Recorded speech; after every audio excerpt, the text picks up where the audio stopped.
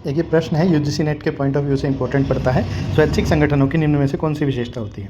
तो सबसे पहले हम स्वैच्छिक संगठनों को समझ लेते हैं। लोक प्रशासन में इनका बहुत महत्व होता है।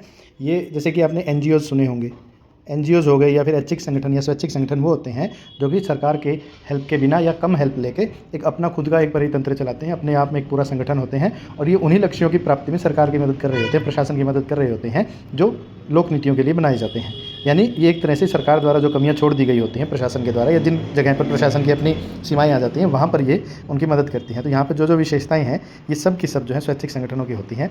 जन सहभागिता को प्रोत्साहन देना और जन चेतना पैदा करना, ये दोनों चीज़ें क्यों संभव हो पाती हैं? क्योंकि ये स्वैच्छिक संगठन एक तो ब्यूरोक्रेसी की बुराइयों से मुक्त होते हैं, लोग नौकरशाही की तरह नहीं होते हैं, ये उतने रिजिड नहीं होते हैं और लोगों के बीच से ही ये संगठन काम कर रहे होते हैं, तो उनके आसपास की चीज़ों को अच्छे से समझ पाते हैं ये। तो लोगों को जो है प्रशासन के लिए, विकास प्रशासन के लिए उनमें चेतना पैदा करना और जितने भी सरकारी आप कह लीजिए प्रोग्राम हैं, जितनी भी सरकारी जो स्कीम्स चलाई गई हैं उन सब में जनता की सहभागिता को प्रोत्साहन देने में ये मदद करते हैं।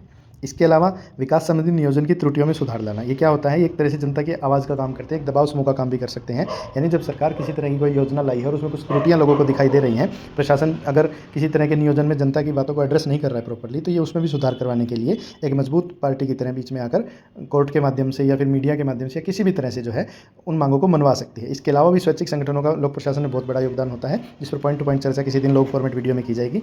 यूजीसी नेट लोक प्रशासन पेपर 2 के लिए अब तब तक बहुत सारे वीडियोस जो चैनल पर अवेलेबल हैं वो देख सकते हैं। चैनल को सब्सक्राइब कीजिए।